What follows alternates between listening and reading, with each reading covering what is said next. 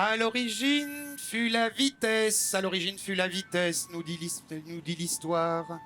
Le pur mouvement furtif, le vent foudre. Puis le cosmos décéléra jusqu'aux lenteurs habitables, jusqu'aux vivants, jusqu'à vous. Bienvenue à toi, lent homme lié, poussif tresseur de vitesse.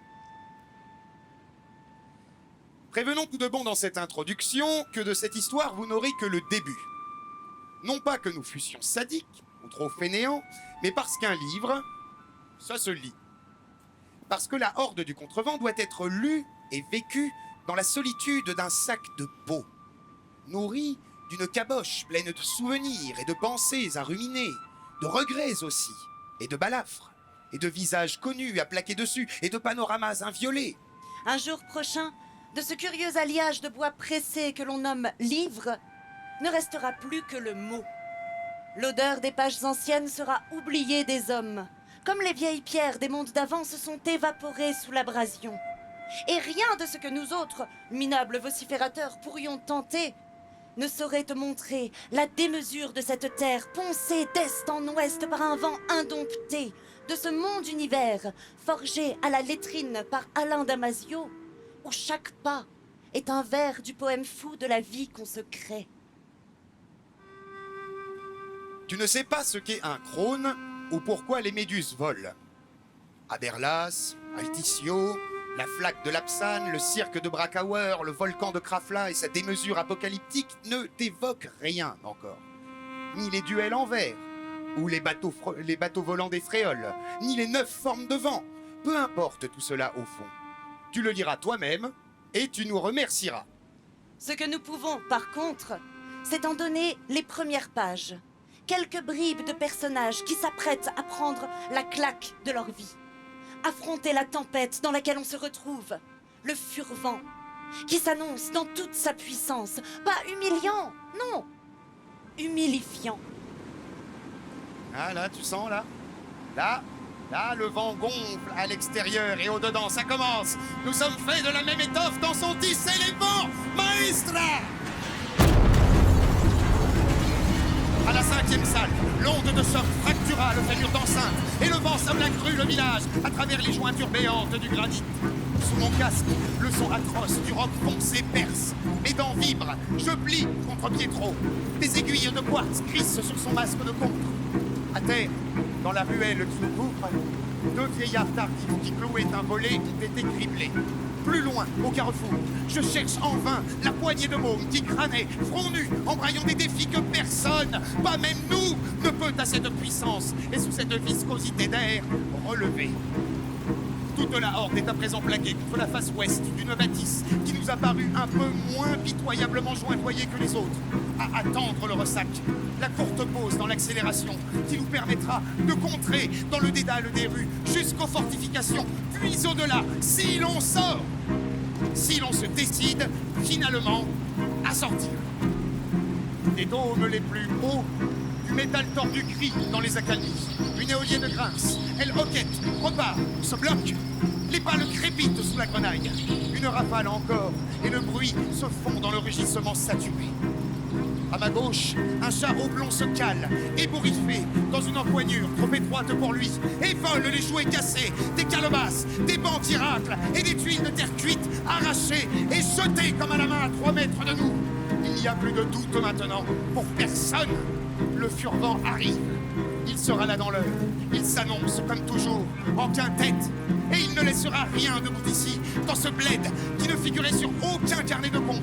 Dans son plan carré, ses ruelles axiales et son architecture emplisée auraient fait hurler une Orochi de 8 ans. Où est Arval? Lancez en éclaireur! Ils cherchent l'ouverture du rempart! Et Caracol? Ils sont ensemble! Oh, il n'a rien à foutre hors du pack, merde! Rappelez-le! Le rappeler? Je n'entends pas ça à 4 mètres! Quoi? Qu'est-ce qu'il y a? Carac est sorti comme un lutin du diamant! Derrière, Coriolis a été raclé au sol par son traîneau! Est-ce qu'il la couvrait? Censément! Eh putain! Pietro! Qu'est-ce qu'on fait?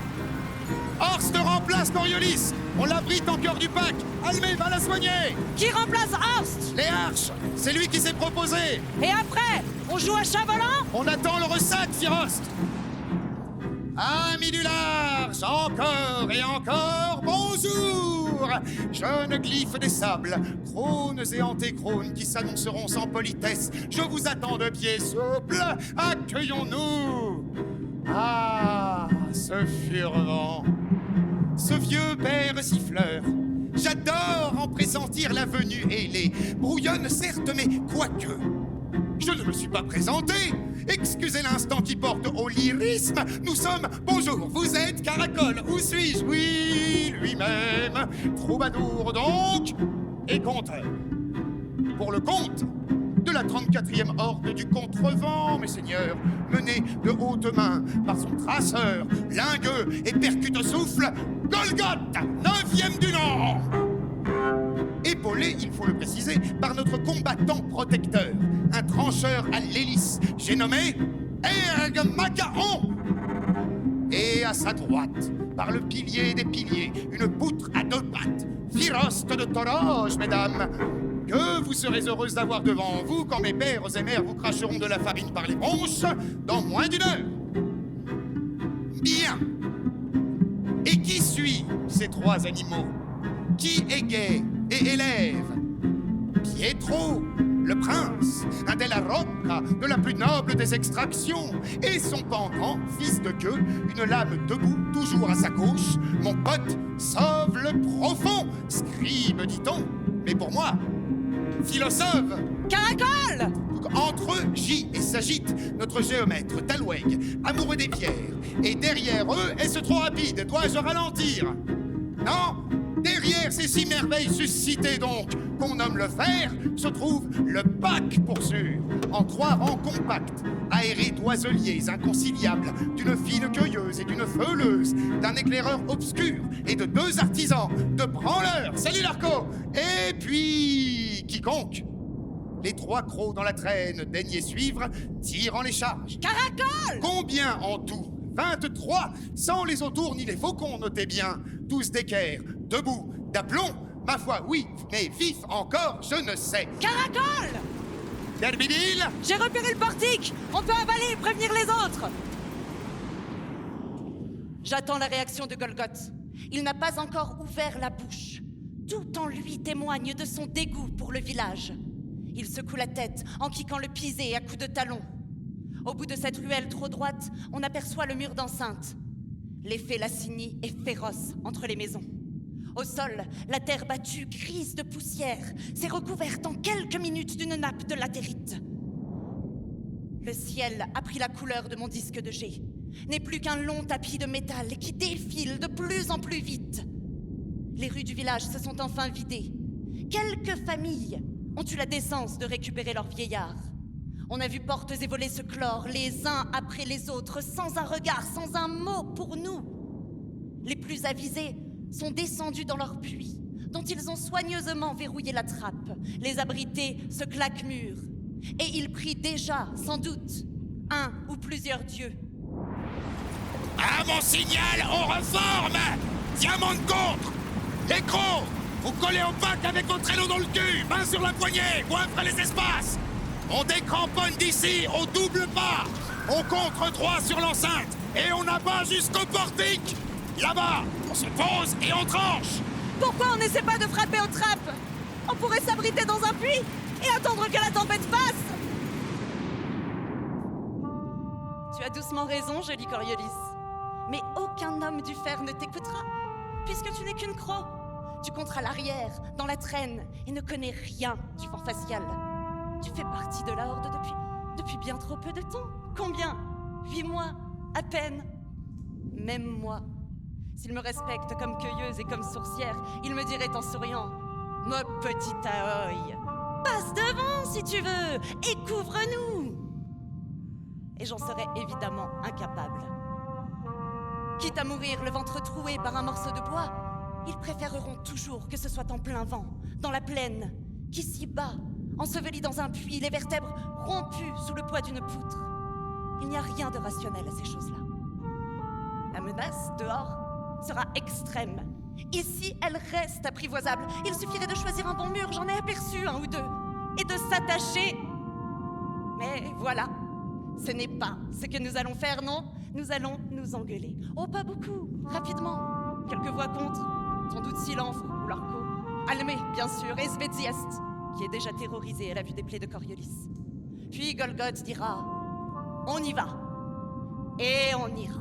Parce qu'il est le traceur, puisqu'il ne s'est pas trompé une seule fois en 30 ans sur un furvent. Sauf qu'aujourd'hui, j'ai vraiment peur.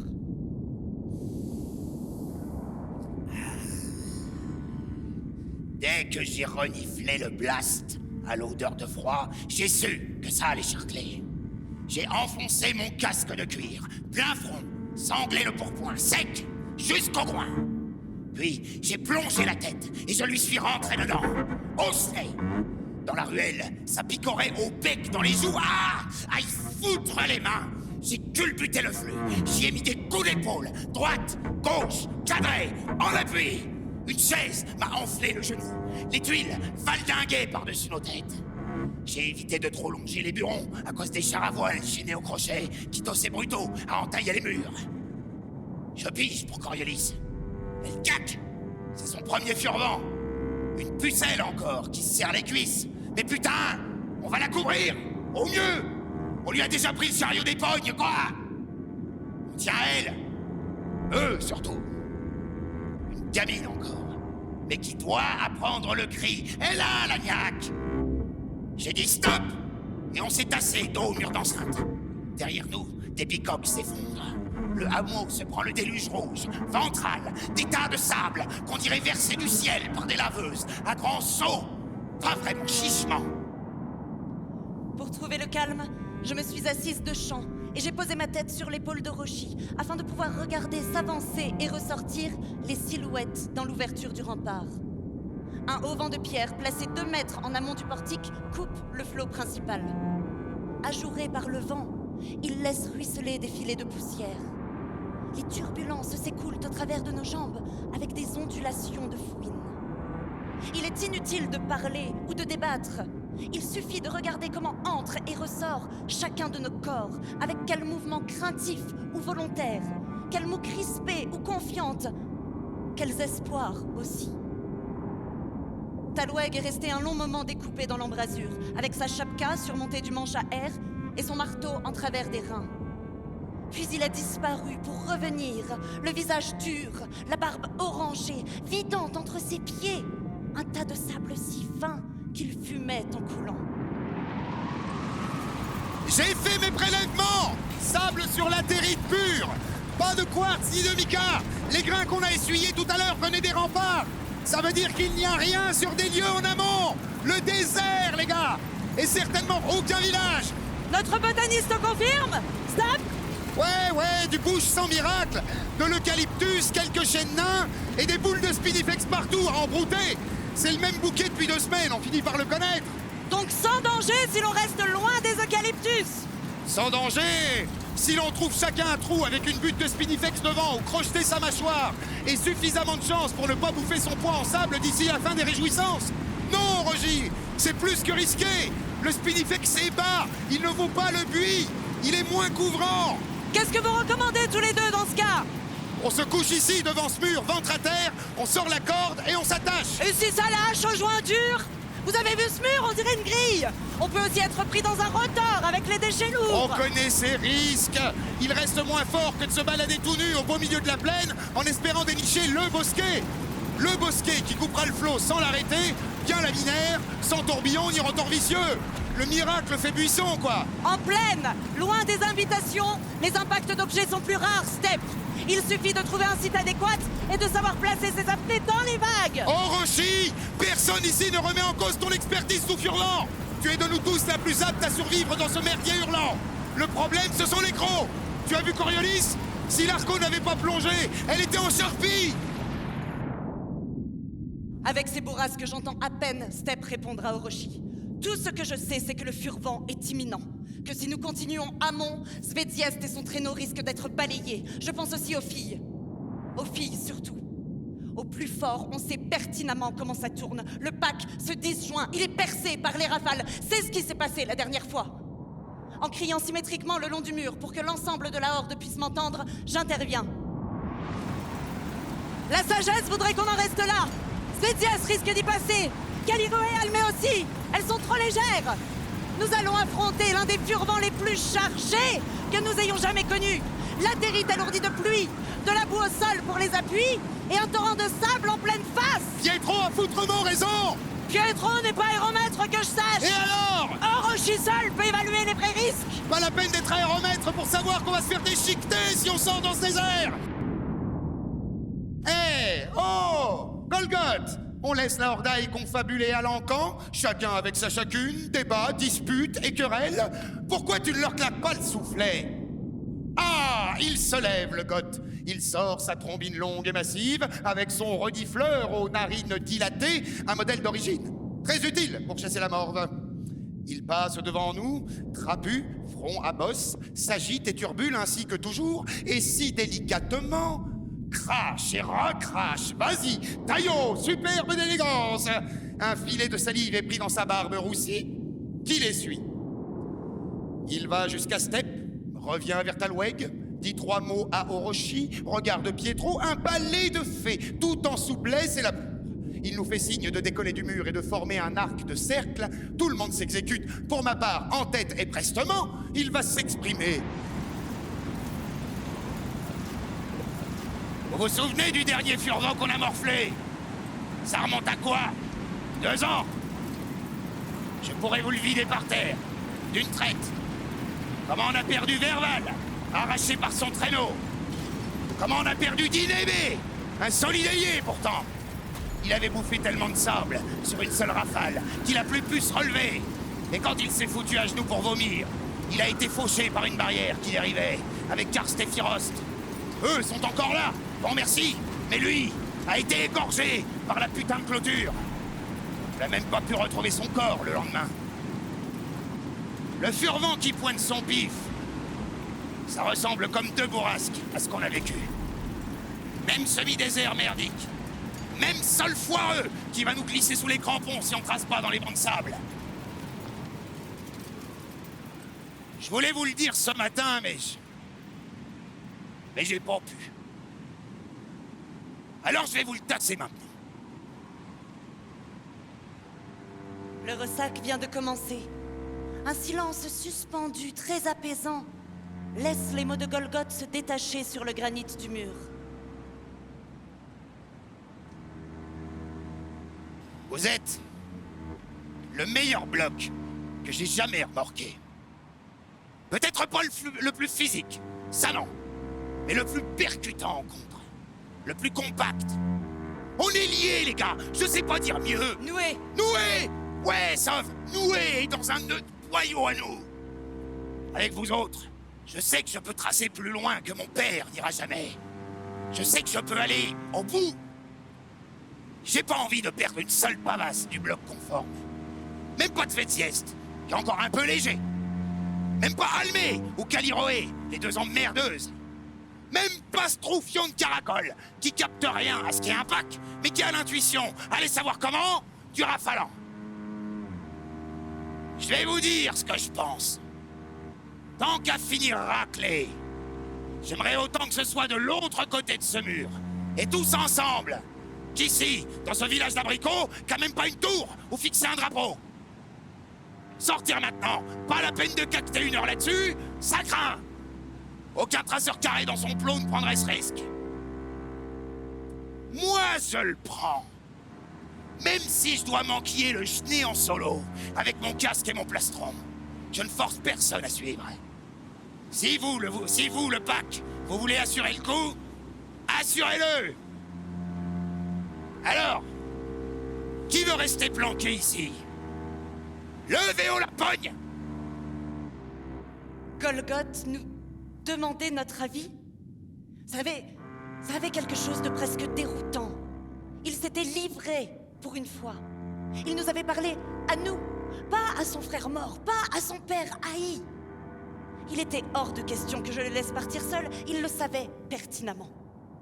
Mais la simple ouverture, toute théorique, qu'il nous avait laissée, me suffisait. De sa part, elle disait tout, l'estime qu'il nous portait. Avare de mots, certes, d'autant plus touchante. Autour de moi, je me mis à compter les mains levées. Almé, Ahoy et Caliroé, Coriolis, Svedziest, Silanfre, Lautourcier, Larco, Talweg et Steppe. Il y eut un flottement. Ça faisait 10 ordiers pour s'abriter. Sûrement insuffisant. Et qui est pour sortir maintenant? Levez le poing!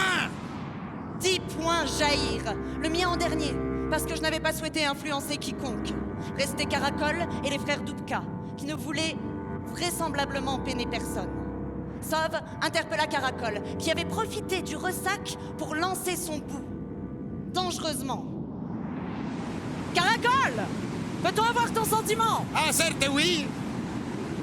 Alors? Je ne sais pas ce qui se passera si l'on reste ici, mais je sais qu'il y a plus haut un port de plein vent à portée de marche. Était-ce encore une de ces visions, telles qu'il en avait eu parfois si nettes? D'habitude, il ne les confiait qu'à moi, par crainte de susciter l'inquiétude. Comment le sais-tu? Ah, je m'en souviens! Dans le futur! Personne ne sut au juste s'il fallait rire ou l'insulter. Le temps pressait. Talweg choisit de le prendre au sérieux. À quelle longitude ton port, Carac? 10 degrés sud! Il faudra contrer un peu en biais! Tu es sérieux, troubadour? C'est très important! Le corps si fluide de Caracol se raidit légèrement, perdant de sa grâce naturelle. Ses cheveux bouclés lui étaient rabattus sur le visage par les bourrasques. Sur les épaules, son pull d'arlequin, cousu d'une myriade de bouts d'étoffe qu'il avait prélevés sur les habits des hommes, des femmes et des bouts de choux avec lesquels il avait passé, disait-il, plus qu'un rigolo moment, s'était quelque peu empourpré et il l'ondoyait. Je suis sérieux! Il y a un port à une demi-heure amont, avec 2 crochets à dracaire, rouillés mais fiables. Pas de bateau arrimé dessus! Pas de bateau, les gars! Juste pour nous! Comment tu sais ça? Je ne peux pas vous le dire, j'ai vécu la scène. On y sera tous à attendre la vague. Golgoth releva lui-même Coriolis et toutes les filles, une par une. Il ajusta son casque de cuir profilé, cette merveille. Puis, il se retourna vers nous. On sort immédiatement! La pluie va arriver très vite! Écoutez-moi! On contre en goutte! Horst et Karst, vous prenez les traîneaux avec Barbac. En bout d'aile, je veux Léars à gauche et Steppe à droite. Si on s'écroule devant, Erg, Talweg et Firost, vous étayez! Si le fer cale, le pack se rapproche et bloque l'arculade, illico, jusqu'à ce qu'on ait le jus pour relancer. Si le pack gicle, couchez-vous et refoutez-vous en formation en rampant, jusqu'à ce que je gueule debout. Les crocs, juste un conseil. Quand la première vague va débouler, le réflexe, on l'a tous fait, vous ferez la connerie, comme nous, c'est d'ouvrir la bouche. Si vous voulez crever, ça reste la meilleure idée. Sinon, vous la bouclez. Ça prolongera votre espérance de vie jusqu'à la 2e vague. Pigé? Oui! Cherchez plus à respirer. Apnée, apnée, apnée. À partir de la seconde où on passe ce portique, il n'y a plus que 2 personnes que vous pouvez écouter. Orochi et moi. Orochi, elle s'avance, fine et belle, si juste dans ses gestes. Elle dénoue totalement son haïk, le déploie au vent puis le renoue aux jambes et aux bras, sur son ventre et sa poitrine jusqu'à la tête. Elle ajuste ensuite ses lanières de soie ponceau au point de flottement du tissu beige. La voilà prête. Sur son chignon complexe, au milieu de ses cheveux couleur de châtaigne sombre, elle a laissé une babéole, une sorte de minuscule éolienne en papier qui tournoie sans se froisser. Elle semble sereine lorsqu'elle s'adresse à nous, si ce n'est son timbre, qui a une dureté inaccoutumée. Serrez au sang vos ceintures et vos lanières, chevilles, poignets, aisselles, le long des cuisses et des bras, partout où ça va claquer. Bonnet et casque enfoncés jusqu'à l'arcade. Ajustez vos protections aux cuisses et aux tibias. Après, il est trop tard pour les régler. Laissez du jeu pour le plastron. Ne vous étouffez pas. Sanglez au sac, aux épaules. Rien ne doit bouger ou flotter. Le furvent est un serval dont la griffe aime votre peau. Tout ce qui reste à nu criera. Gants pour ceux qui en ont. Les autres filent vers Almé pour se faire bander les mains. N'essayez jamais de respirer directement, mais toujours à travers l'étoffe, ou dos au vent, si vous le pouvez. La vague s'entendra 8 secondes avant de déferler sur nous. Je ne vous la décris pas, vous saurez. À ce moment-là, si l'on a eu le temps de s'attacher, vous protégez votre tête. Et si vous êtes encore conscient, vous priez l'esprit qui vous est proche. Si vous êtes encore conscient. Nous avons devant nous une demi-heure de slamino, puis les rafales vont revenir, par paliers très courts, crescendo. Ce sera insoutenable, très vite, mais faites face, toujours. La vague du furvent surgit d'ordinaire après une légère décélération. Il y en aura, d'après mes observations et déductions, 3. La pire sera la deuxième. Qu'est-ce qu'on fait si on se retrouve tout seul? Tu te couches! Pied en amont ou pied en aval? Ça dépend de la rugosité du sol, de l'inclinaison de la pente, de ton poids, de la vague. Il existe 14 types de vagues catégorisées avec certitude. Des laminaires, des cisaillées, des roulantes. Qu'est-ce qu'on risque de rencontrer? A priori le pire, une écumante, avec une signature turbulente cyclonique, une ribambelle de vortex et sans doute des crônes. Et qu'est-ce que ça fait pour nous? Ça ne fait rien, Zé. Ça te tordra le tronc comme un linge qu'on essore. Je plaisante, ce n'est pas certain. Almé achevait de bander le bras de Coriolis, dont le visage vira au blanc lorsqu'elle entendit les derniers mots d'Orochi. J'avais envie de la réconforter, mais rien de véritablement rassurant ne me venait. Ce furvent-là, je ne le sentais pas. Ni le sol, pas bon du tout, à voir la tronche de notre géomètre Talweg, ni le son qui froissait mes oreilles et faisait grimacer Silenfre, notre mélomane, lequel s'était résolu à sortir sa Minerve de cuir et à en passer une Adventieste. Le retard que l'on prenait, j'avais l'impression qu'on partirait trop tard, on traînait. Coriolis se releva enfin, elle avait repris un brin de couleur et elle osa un barreau. Est-ce que tout le monde ici a pour but de mourir? Vous avez entendu ce qu'a dit Orochi? Le pire nous attend. Pourquoi on ne reste pas là? Pourquoi? Vous voulez vous prouver quoi, hein? À qui? Vous avez vu mon épaule? On va tous y passer. Toi, ouais, tu vas te faire dépuceler, ma jolie. Je m'approchai de Coriolis et la pris dans mes bras. L'arco me regarda avec envie. L'envie palpable d'être à ma place. Pourquoi on ne reste pas derrière ce mur, Orochi? Parce que ce mur va s'écrouler, sous l'onde de choc, avant même que la vague ne le touche. Et le village qui est derrière, le village qui était derrière, il n'y a plus de village. Il va être détruit. Tous ces gens vont... La signature cyclonique. Les toits vont être projetés, les maisons centrifugées par la traîne turbulente. Prépare-toi à présent. Je te vendrai moi-même la tête quand il sera temps. Tu vas contrer juste derrière moi, dans le pack. N'anticipe pas la peur. Fais simplement ce que je te dirai à l'exact moment où je te le dirai. Dehors, le bouche nous attendait, splendide et désolé dans sa robe de latérite rouge. Quelques chênes du désert, parcimonieusement, fixaient un vague cap de contre. Pour le reste, le chaos dominait.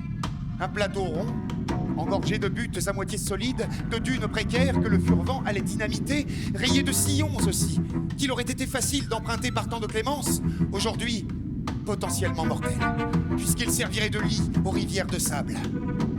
Golgoth avait attaqué bille en tête, à la limite du pas de course, choisi une ligne de crête axiale, et il avait tracé. Le sol, plutôt ferme aux appuis, était trop vallonné, et les crocs souffraient sur les bosses. Pietro et Erg décrochaient par moments vers l'arrière pour les soulager, mais très bientôt, ça deviendrait impossible. Il fallait faire vite maintenant, gagner le maximum de terrain pendant la phase de Slamino. En contrebas, les eucalyptus pliaient déjà à faire peur. Certaines houppes se déchiraient sous les rafales. Sur un signe d'Arval, notre éclaireur, qui évoluait à une centaine de mètres devant nous, Golgoth piqua subitement dans la pente vers une ravine et il nous y enfonça. 50 mètres plus tard, il hurlait « Cap serré à droite! Cadavre! Cap à droite! Ne vous arrêtez pas, il est mort !» Un type dont les plaies fraîches étaient plâtrées de sable gisait sur le flanc. Un coup d'œil me suffit pour comprendre. Il était toujours conscient. Il avait encore un regard.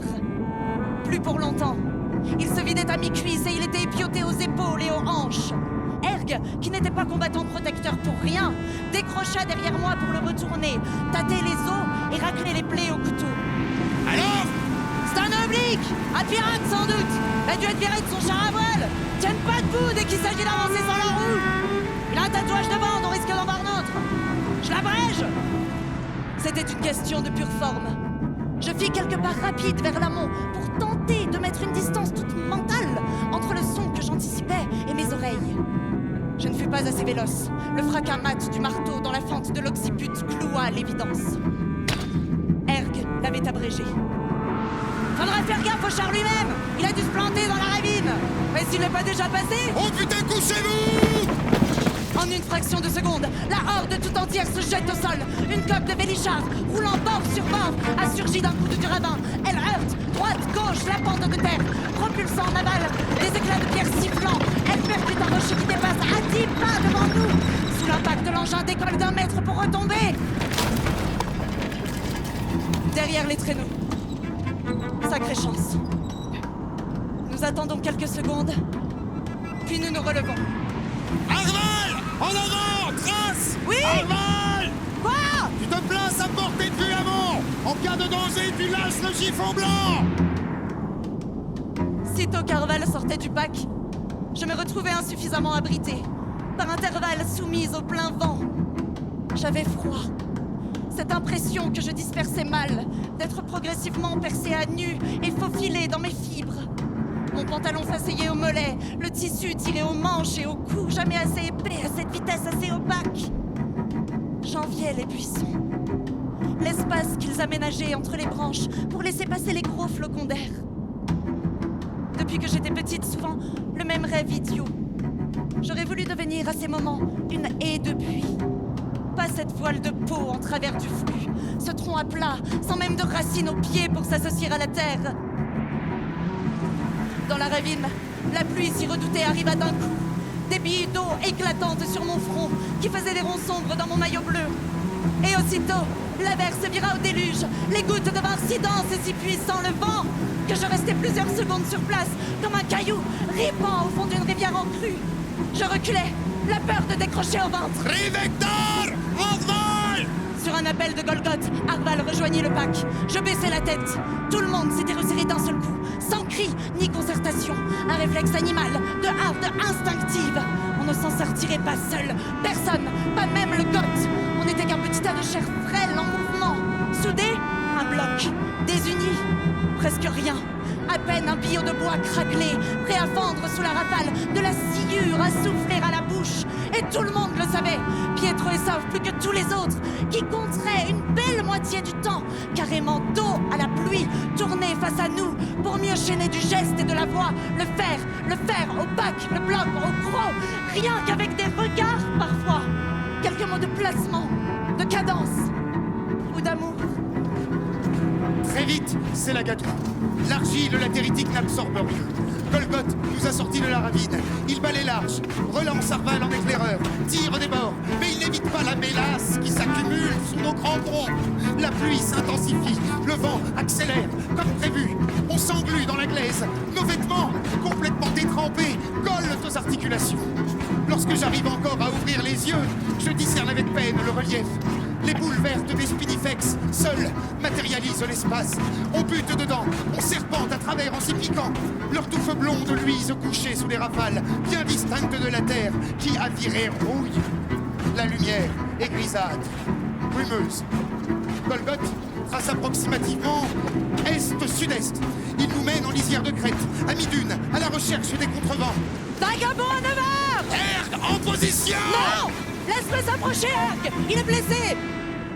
Une silhouette rayée de pluie, presque pliée, émergea incomplètement dans notre champ de vision. Elle titubait, le grain la bousculait, longues claques et bourrades. L'homme chuta, il se releva avec peine sur un genou, rechuta lourdement, tête en avant, comme un poivreau à la rupture, sonné. Il essaya de continuer à 4 pattes, mais vent arrière. Il ne pouvait évidemment anticiper les rafales, cette espèce d'abrité. Fais face! Golgoth ne corrigea pas d'un iota son cap, mais il me fit signe de sortir du fer pour aller voir. Le gars, plutôt grand, s'était aventuré dans une langue de boue. Le bonheur. Il me vit arriver et porta la main au boomerang de sa ceinture. Je le rassurai en écartant mes mains.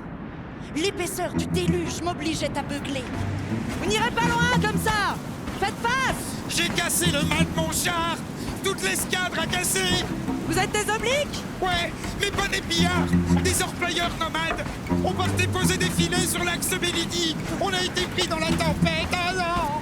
Vous cherchez à rejoindre le village? Vous savez où il est? À une demi-heure, aval! Le gars écarquilla ses yeux frangés debout. Pendant de longues secondes, il regarda l'aval, la horde qui progressait amont en triangle, avec les traîneaux remorqués sur la glaise qui se dissipaient dans le volume de pluie à mesure.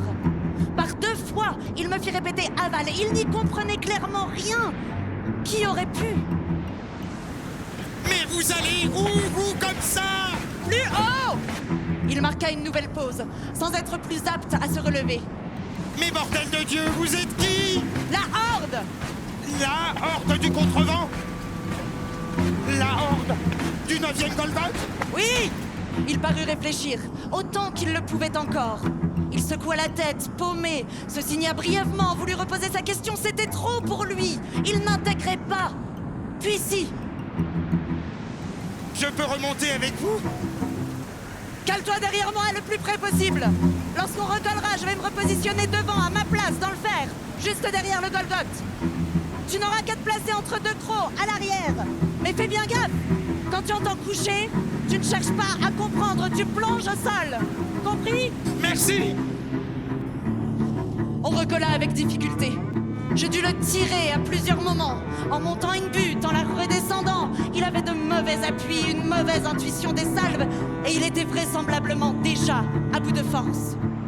Lorsque je repris ma place dans le fer, je regrettais mon geste. Il allait gêner les crocs qui subissaient déjà une pression énorme. Ni les frères Dupka, ni Barbac n'avaient émis le moindre son lorsqu'ils s'étaient positionnés. Nous longions maintenant une forêt linéaire, soumis à un vent déroutant, avec de nombreuses rafales tournantes et latérales qui nous déséquilibraient. L'intensité du flux était maintenant telle que Golgoth hurlait des Gêné! toutes les minutes. Gêné! Et immédiatement, on serrait en s'empoignant par bras et ceintures. Gêné! Et le socle collectif opérait. La rafale nous passait dessus sans trouver fente par où nous dissocier. On faisait bloc, on était bloc, inexpugnable, indélogé. Le rescapé, derrière, n'y comprenait sans doute rien.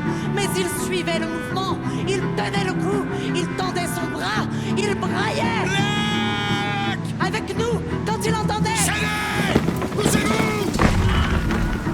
La butte devant nous fut pulvérisée dans l'espace par un coup de blast. Un mélange sable-latérite nous rinça les épaules et le dos.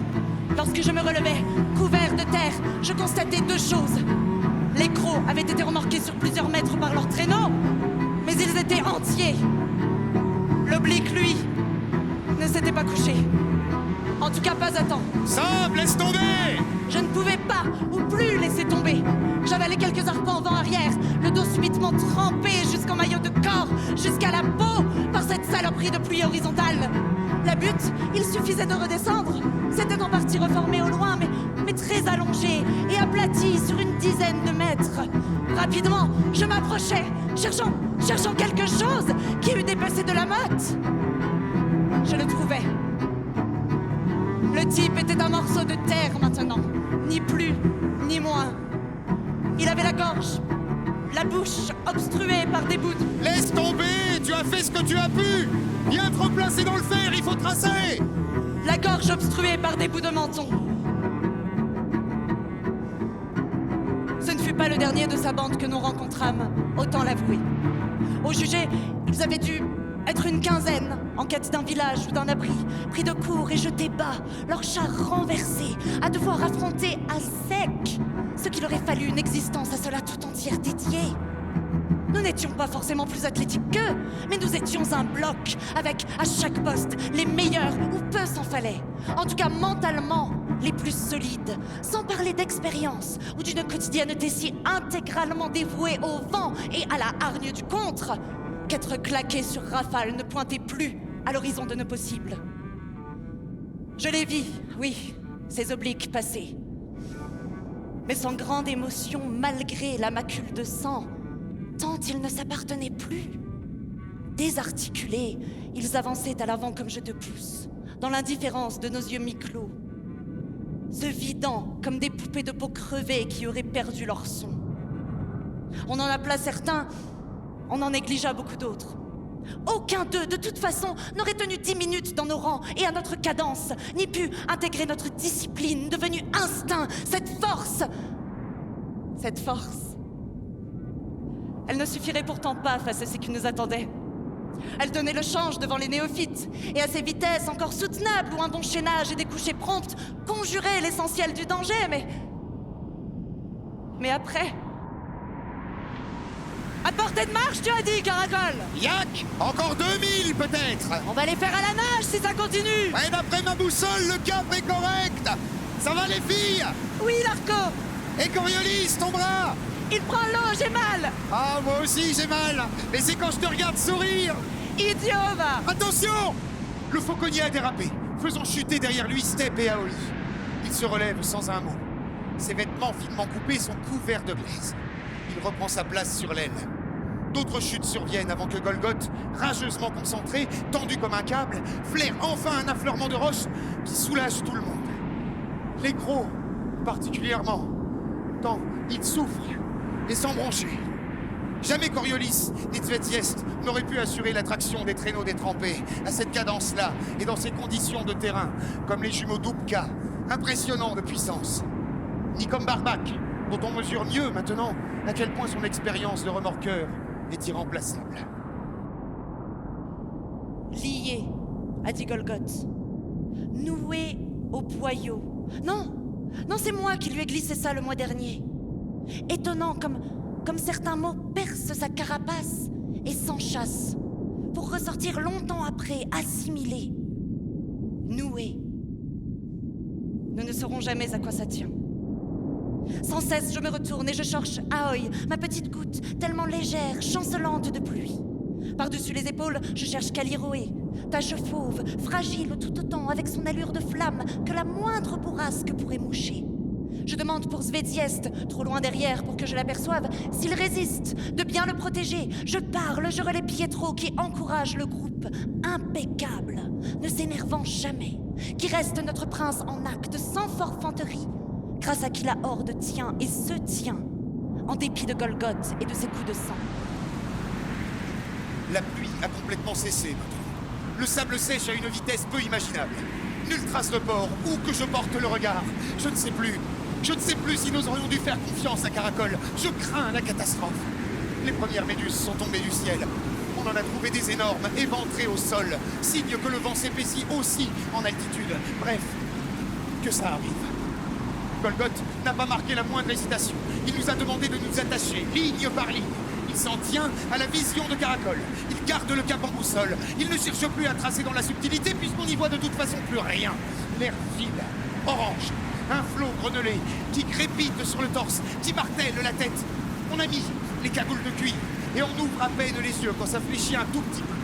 Il faut se préparer à plonger si la vague s'annonce.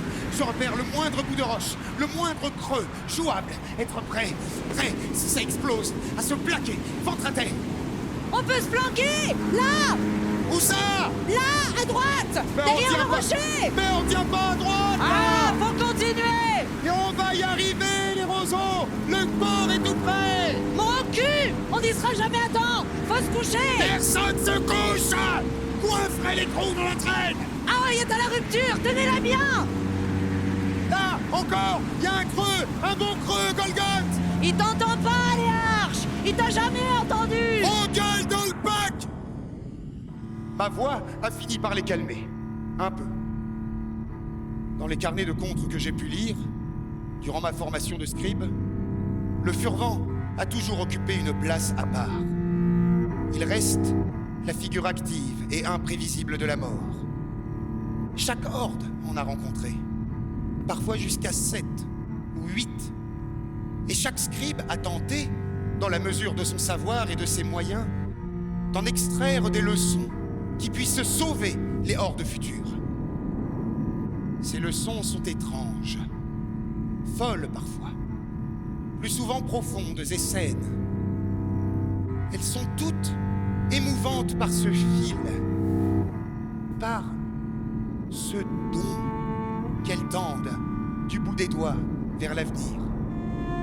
Comme si même détruites, même disloquée, une horde gardait encore au fond d'elle-même, enquistée dans sa foi, l'espoir qu'une seule d'entre elles, plus tard et plus loin, peut-être des siècles et des siècles en amont dans le futur, atteindra enfin, grâce aux exploits cumulés des autres, l'extrême amont. Et qu'ainsi, elles seront justifiées, toutes, quoi qu'elles vissent, et pour toujours. Ce lien, nul abrité, nul fréole n'en comprendra jamais la force. Il est ce qui nous lève chaque jour que vent fait. Il est ce qui nous tient debout sous la grêle, dans la pluie racleuse, face aux stries de la stèche, sans tituber, sans rompre. Il est ce qui ne nous fera jamais renoncer à aucun prix, puisque derrière nous se tiennent confiants ces morts altiers, que nous honorerons jusqu'au bout, non parce qu'ils sont morts, fût-ce en héros, mais parce que vivait en eux ce don, cette confiance furieuse qu'ils nous ont faite, sans même imaginer quels seraient nos visages ou nos corps, notre propre quête.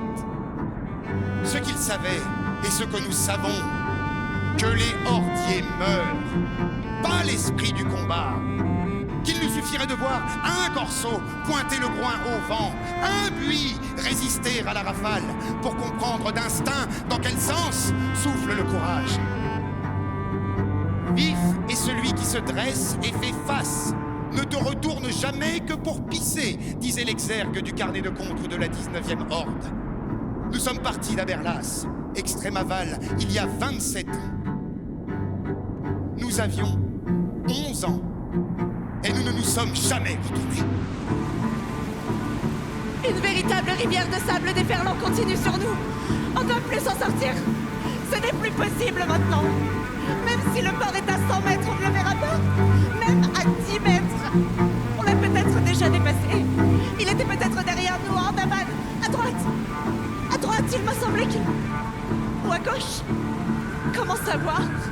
Comment savoir par le Saint-Souffle? La panique commence à monter. Irrépressible.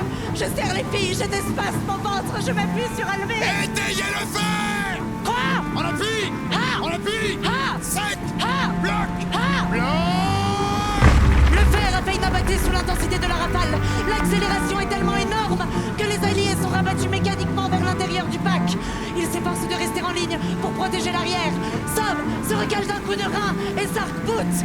Tout le pack a verrouillé ses appuis et tient pour l'instant. L'air est passé d'une épaisseur liquide à une consistance quasi solide. Chaque fluctuation frappe le bloc comme à la masse et le disloque. Le fauconnier s'est fait à nouveau faucher. Il rampe pour se replacer, se relève et rechute. Accroche-toi, Dardo! Décrochez les traîneaux! Lâchez tout! Non! Lâchez-les! Non! Les casques et les oiseaux sont dedans! Les Doubkas embusquent donner directement la poignée du traîneau sur leur harnais. Les 30 kilos de matériel voltigent dans leur dos. Soutenez les arches! Étayez-le derrière! Il tient! Non! Tenez-le, il gîte! Il est à la limite! Ce fut le passage où la terre elle-même commença à se soulever par plaques. Ceux qui fonçaient sur nous n'avaient plus de forme, mais une couleur, rouge brique, et un son de torrent froid en crue. Par 4 fois, Golgoth nous fit coucher.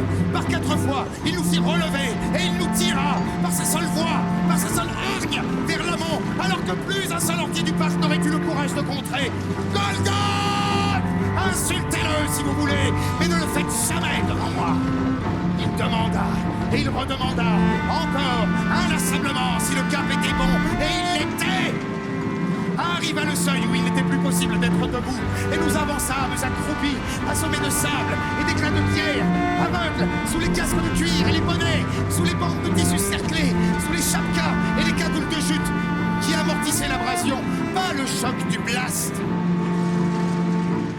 Une longue dévastation flottée envahissait l'espace, et nous étions perdus, hagards de fatigue, grêlés, complètement ahuris au milieu du bush, en pleine furie laminaire, en pleine montée à l'acmé, des branches fléchées à travers le rideau de briques, des objets inconcevables, troués la masse de poussière, surgissaient, et des hélices de nulle part, et des seaux, des filets éventrés, des sacs, tout ce qui avait cru pouvoir s'accrocher encore, et comprenait maintenant. Tous ceux qui s'étaient crus suffisamment lourds sans l'être jamais assez, jusqu'à la coque d'un aérovisseur, poussé mètre par mètre, et jusqu'au Vélichard fantôme, qui passa à 4 pas de les Arches, la voile bloquée, sans pilote, et qui filait indéfiniment vers Laval. Là-bas! Bah quoi? Là-bas, à droite! Qui a parlé? Cylindre! Tribord, il dit! Tribord quoi? On n'y voit absolument rien! Écoutez! Écoutez attentivement! Un instant, je crus que Silenfre délirait, tant la vocifération du Chenet occupa à nouveau tout le champ de l'audible. Puis rien. Une brève plainte. Une mince fibre mélodique, à peine discernable, à la frange du sensible, comme sinuant d'un rêve, se dégagea au sein du tronc hurlant. Pas une musique, ni un bruit, encore moins une voix, non, ça montait et descendait en fréquence, mêlé au froissement horrible, l'entrecoupant, y surnageant par instants, puis replongeant. Qu'est-ce que c'est, Cylindre? Vous l'entendez? À peine! Qu'est-ce que c'est? Mon cœur faillit bondir hors de moi lorsque je compris. Ululant, oui, le faréole! Le faréole du port! La sirène éolienne qui guide les vaisseaux par gros temps! C'est ça, ouais, merde! Bordel de Dieu! Entre en crabe! On vire à tribord! En position au sol! Sauf Pietro, Step, Talweg et Erg! Sur le bord d'attaque avec moi! Le pack, derrière!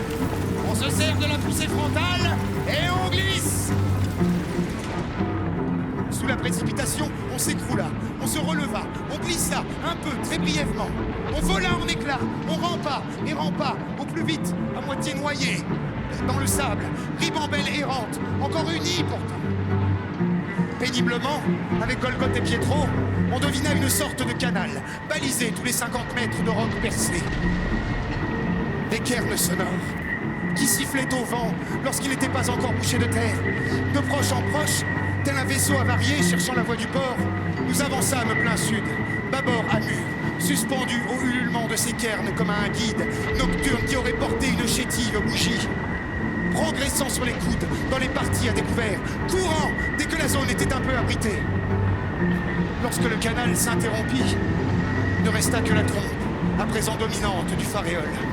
Seule, jouant pour elle-même, dans l'immensité vide du bush. L'inespérée corne de brume nous appelait à elle, mécanique pourtant, mais à cet instant, plus humaine qu'une mère, plus précieuse que tout. Nous ne savions pas à quel type de port il fallait s'attendre. Nous foncions vers son cri, vers cette mélopée nostalgique et hurlante, quand le grain nous projeta dans la pente. Attends, j'ai cherché le mur de la digue. Je me suis assise le dos contre et j'ai écarté le tissu de mes yeux pour analyser le site le plus précisément possible. Au faiblissement relatif du flux, je sais qu'il nous reste 2 minutes avant l'arrivée de la vague. La digue, qui mesure 4 mètres de haut sur 10 de large, est faite de cubes de granit empilés, au milieu desquels ont été fixés caracoles à pur juste 2 crochets d'amarrage.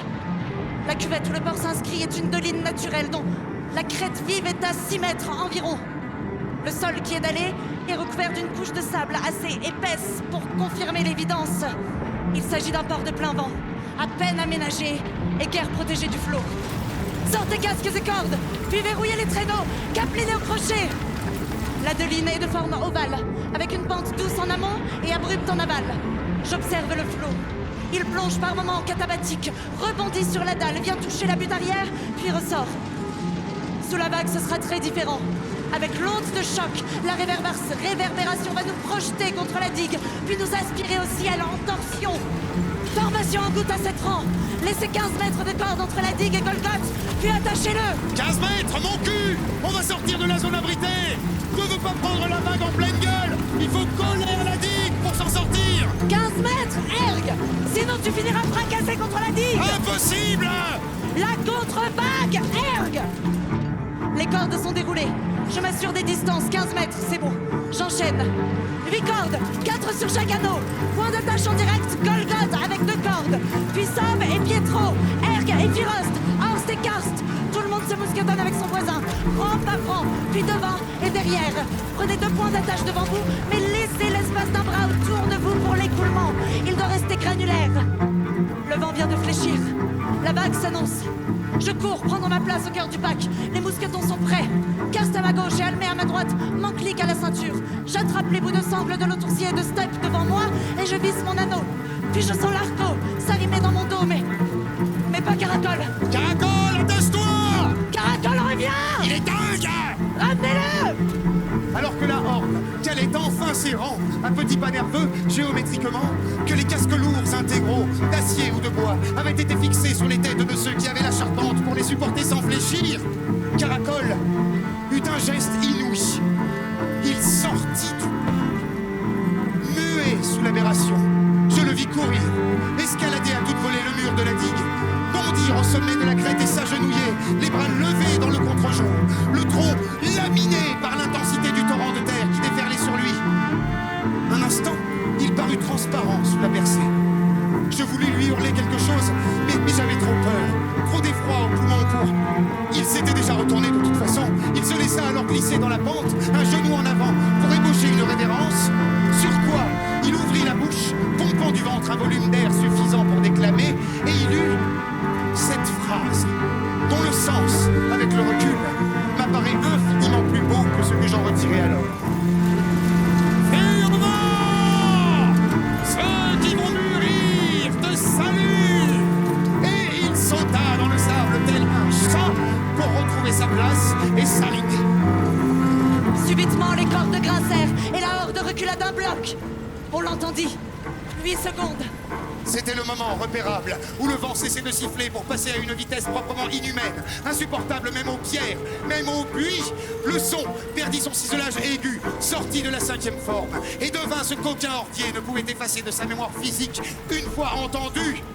Cette effroyable torche de terre raclée qui s'appelait le Furvent. L'onde de choc fut audible à une centaine de kilomètres en amont, au tonnerre projeté, et à ce moment-là, même habitué, même en face du 5e Furvent comme je l'étais, une terreur froide me monta à travers l'axe de la colonne vertébrale, et le réflexe immédiat, impossible à contrer, inutile à acquérir. Protégez-vous!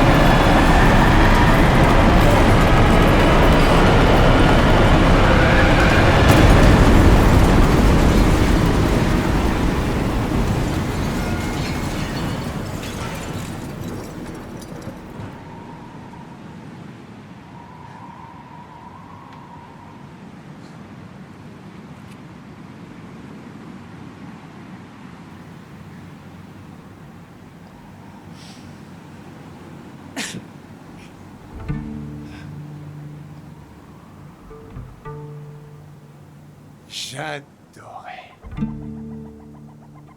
Qui puis-je?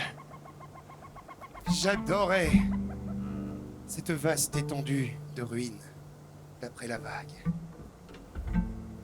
Ces villages ouverts à vos vents désormais.